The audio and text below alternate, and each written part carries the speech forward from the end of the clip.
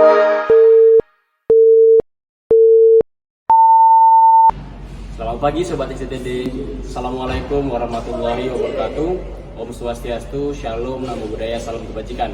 Izin memperkenalkan diri, nama Taruna Ninja Rizal Ajin Nugroho, Notar 2101342, kelas 3.18. Saya termasuk ke dalam kelompok 6. Adapun rekan-rekan saya yaitu atas nama Muhammad Taufik Hermawan, yang kedua ada Nukila Karen Saidina, dan yang terakhir ada Syera Berliana Sari. Dalam kesempatan ini, izinkan kami kelompok 6 untuk memaparkan mengenai permasalahan dan solusi terkait kemacetan pada Kota Logos. Untuk itu, untuk pemaparan telah kami bagi menjadi 5, yaitu yang pertama yaitu bagian akar atau permasalahan, yang kedua yaitu bagian batang atau sebagai alat, yang ketiga yaitu bagian ranting atau bisa kita sebut juga sebagai metode, dan yang keempat yaitu bagian daun yang mana akan berisi mengenai analisa-analisa, dan yang terakhir yaitu bagian buah yang berisi kesimpulan. Maka dari itu untuk penjelasan-penjelasan lainnya akan dijelaskan oleh rekan-rekan saya.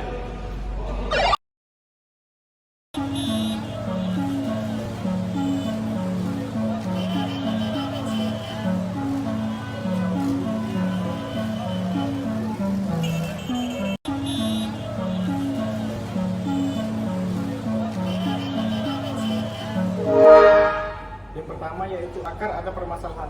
Terdapat 3 permasalahan utama pada Kota Logos, yaitu yang pertama jumlah kepadatan penduduk yang sangat tinggi, yang kedua yaitu jumlah kepemilikan kendaraan pribadi yang sangat tinggi, dan yang ketiga yaitu kurangnya transportasi umum.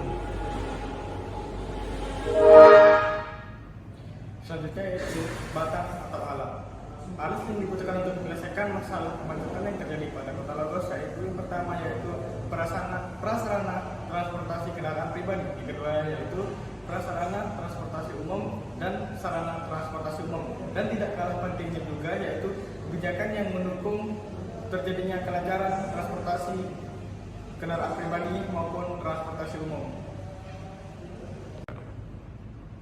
Selanjutnya yaitu batang atau alat.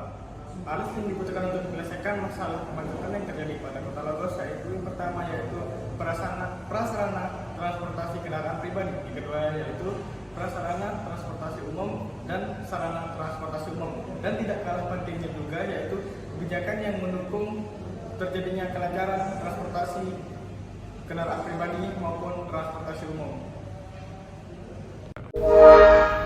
Halo Sobat SCTD. Nah, sekarang kita masuk pada bagian ranting atau metode.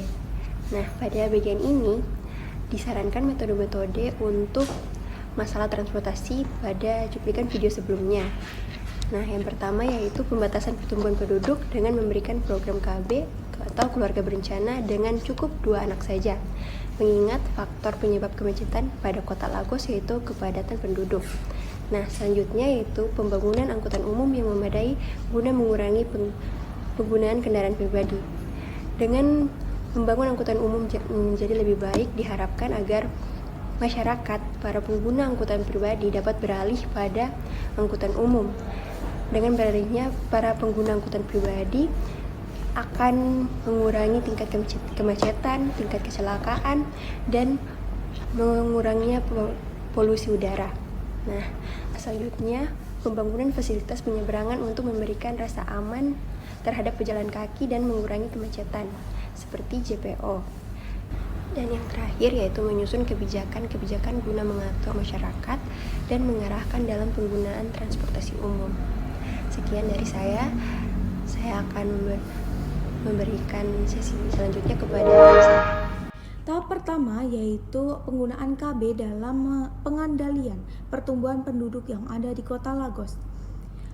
Seperti kita ketahui bahwasanya dalam video telah disebutkan bahwasanya salah satu faktor timbulnya kemacetan di kota tersebut karena adanya kepadatan penduduk. Di mana menurut saya KB ini dapat mengendalikan jumlah penduduk yang ada di kota tersebut sehingga tidak terjadi kepadatan karena jumlah penduduk yang ada sesuai dengan luas wilayah yang ada. Sehingga KB sangatlah berpengaruh dalam pertumbuhan penduduk di Kota Lagos. Metode yang kedua yaitu pembangunan sarana dan prasarana angkutan umum. Di sini kita harus meningkatkan sarana dan prasarana angkutan umum karena peningkatan tersebut dapat mempengaruhi pandangan masyarakat terhadap angkutan umum dan dapat mempengaruhi juga minat mereka dalam menggunakan angkutan umum dalam melakukan mobilitas. Tentunya dengan minat terhadap angkutan umum yang tinggi dapat mengurangi penggunaan kendaraan pribadi yang dapat memperparah kemacetan yang ada. Yang ketiga yaitu dengan pembangunan fasilitas penyeberangan, di mana fasilitas penyeberangan sendiri dapat diperhitungkan menurut kawasan dan ruas jalan masing-masing. Kita dapat menggunakan manajemen rekayasa lalu lintas yang tepat untuk menciptakan pemilihan jenis penyeberangan apa yang tepat pada suatu kawasan tersebut, sehingga tidak ada lagi tundaan yang menyebabkan kemacetan. Metode yang terakhir yaitu dengan adanya kebijakan. Pemerintah harus membuat kebijakan untuk mengatur jalannya pengoperasian lalu lintas yang ada di suatu kawasan, sehingga masyarakat tahu apa yang boleh dilakukan dan apa yang tidak boleh dilakukan. Sehingga menurut saya itu sangat membantu dalam mengurangi kemacetan. Contohnya kebijakan mengenai peraturan untuk lebih mengutamakan menggunakan angkutan umum daripada menggunakan kendaraan pribadi, serta menaikkan pajak penggunaan kendaraan pribadi yang mengakibatkan masyarakat enggan menggunakan kendaraan pribadi. Setelah kita belajar dari video tersebut, kita dapat menarik kesimpulan bahwasanya kemacetan sangatlah merugikan berbagai pihak. Kemacetan dapat merugikan dari segi politik, budaya, sosial, ekonomi, bahkan dari segi kesehatan sekalipun. Oleh karena itu, kita harus memberikan metode-metode dalam mengatasi untuk meminimalisir adanya kemacetan yang ada, sehingga tidak ada lagi kerugian-kerugian yang ditimbulkan oleh adanya kemacetan. Itulah penyampaian dan paparan dari kami kelompok 6. Semoga apa yang telah disampaikan dapat bermanfaat bagi Sobat STTD. Kurang lebihnya kami kelompok 6 ucapkan mohon maaf. Terima kasih dan sekian.